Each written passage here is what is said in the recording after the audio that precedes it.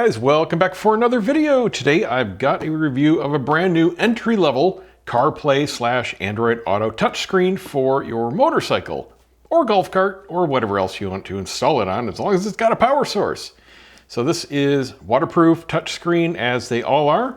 Let's go ahead and open it up and go through its features. We'll install it on the bike, run you through everything, and we'll see what we think.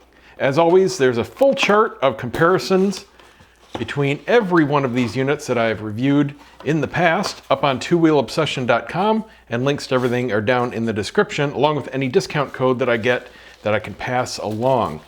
So I can already tell this is a big one, and it looks like we've got a little sun shield. Oh yeah, that is quite large. Very cool. Especially for the price. This one is going to be a value leader potentially, just given the size of it. And we've got a built-in ram ball size mount, perfect there. We've got one wire coming off the back. On the bottom, we've got a door for your card and a USB-C port and a microphone. Interesting that it has a mic.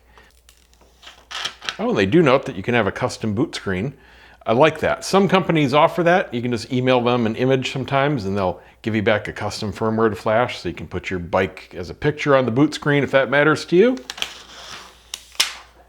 Pretty big bezels, but it's still a pretty big screen. They're about 3/4 of an inch all the way around, but it's still a 6+ inch actual viewable screen. The whole thing is very light and quite thin.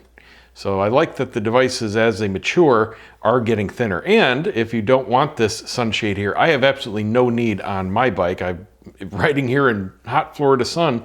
It's just not an issue with any kind of glare or anything. So this is removable here simply by, it looks like 4 screws on the back. So just note that is an option as well. And then nothing on the side, nothing on the top, and nothing on the other side. We have our power wire. We've got a 2-wire connection and a screw-on DIN plug for that single wire going into the unit. Bunch of zip ties. We've got a little wrench here and a couple nuts. We'll see what those are for in a bit. A nice chunky metal bar mount and extension here for the ram ball mount system. I love to see that. And then just some paperwork, warranty card, and the user manual. You can get a PDF format there if you want it.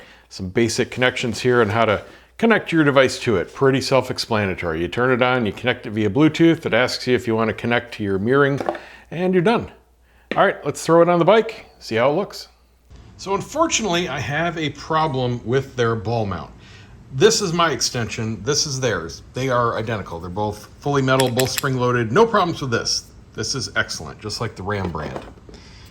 Their bar mount is excellent. The ball is slightly rubberized, has some texture, it has some give, grips no problem.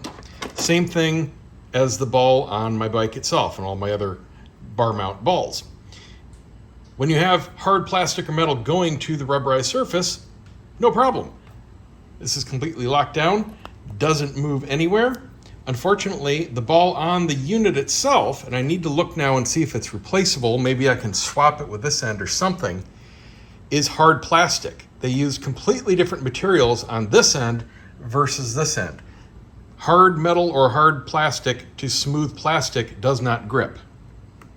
And it is impossible to lock this in place. This is as tightened down as you can get it without snapping something. And it can't lock in place. So that has to be figured out, because just a little bit of vibration is gonna make this thing nosedive. I mean, it doesn't take any pressure at all. So as I suspected, just the ball is replaceable with that single screw, and it just comes off the stem there. The stem is actually not replaceable. I thought maybe this whole thing would come off, like it's a different type of mount you could put on, but no. Everything is plastic and riveted and actually injected in place. So that's all one piece. This is the only thing that comes off. I want to see if I've got another third party that I can bolt in place. I might. And I also want to see if there's some way I can adapt this to work out of the box, because that helps you guys more. Unfortunately, I can't find any other ball that's going to fit exactly. Either they have integrated screws, or they go in from the bottom, or it's just a completely different shaft length needed. So what I'm going to do is figure out something to make this adhere better. Either some adhesive or maybe some rubber strips around it. Just something to go in between the two hard plastic surfaces. That should be enough. I just stuck on a little bit of double-sided tape, not to actually stick it, just to give it some rough surface to bind to. All right, that's good enough to test. It's at least staying in place now. Okay, time for first boot. Just got it wired into my Fuseblock. I'll put a link down below to that if you want to know how that is cool. Never seen an opening animation before. That is really cool. Oh man, yeah, if you could put a custom video on there, oh, that would be sweet. That is definitely a first that I've seen. So we've got what I assume is a clock. We're gonna go through all the settings here. Now this is basic, so it's just a CarPlay device. We don't have any dash cams, we don't have GPS, nothing but the basics. So I don't even know why it has a calendar. I'm curious now, but yeah, there is a full calendar. I'm assuming once we set the date, it'll show you stuff. Okay, interesting. Let's go into setup. Appears to be, I'm gonna say, a Linux-based system. It's very snappy. Brightness looks very good right out of the box. I want to go into that first. See, wow, it's only at half. Let me max it out. Interesting. It doesn't really brighten it. It brightens the darks and just kind of makes it look washed out. I'm looking at the whites and they're staying the same. It's really affecting the gamma more than the brightness.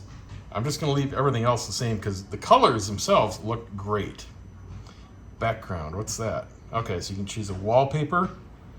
It's got like a starry sky and a silhouette. Let's just go with a basic dark one. That's what I prefer. Screensaver. Why would you want a screensaver? That's weird. It's kind of like basic computer or phone stuff in here. Certainly things you do not need on a CarPlay device, but it's here. Okay, basic setup. Let's see what we got. Okay, just a factory restore button. Factory set. I guess that's to reset it a different way? Not a clue. The instructions don't have any information, by the way. Language, English. Is this scrollable? Yes, it is. A little bit there. Time setup. There we go. All right, let me set this. So it's a sun symbol. It gets dark and then goes to night. So it probably has two presets for the brightness for day and nighttime use. I don't see an automatic. Let me go back to that brightness display and see what it does there. So it doesn't actually change the number, but the screen itself does get dimmer and brighter between the two. It's not a big difference, it's subtle, and it's probably auto-exposing on my camera here, so you're probably not even seeing the real difference. But it does something, I can say that. And let's see what version we're on. From last October. All right, and there is no option for firmware update. So that's it for that. Bluetooth, I'm gonna hit that in a second. I'll connect my phone, which I'm filming on, and then connect it via CarPlay. We've got a scrolling customer service. That would get annoying if that scrolling there never stopped, especially for something you're probably never gonna use and it's stuck on your home page. Don't care for that. I don't know how often you're ever gonna see this page though, because it's just a CarPlay device. The CarPlay screens are all you're gonna be using this for. What's in menu? Nothing. Okay. What does customer service do? All right. Contact us for any firmware updates, blah, blah, blah. Okay, that's all that does.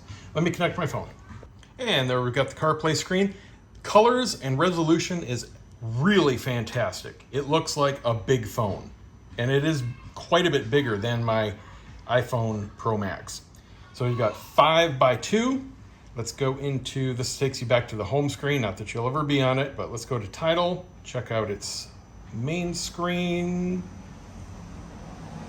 It's fast. Oh yeah. Processor in here is lightning fast. This is as fast as, very nice. Got a bright sunny Florida day. We're gonna head on out here, put some miles on it, and get this thing baking in the sun, and we'll see if it maintains full brightness. So even with it set on the 50%, it's perfectly fine.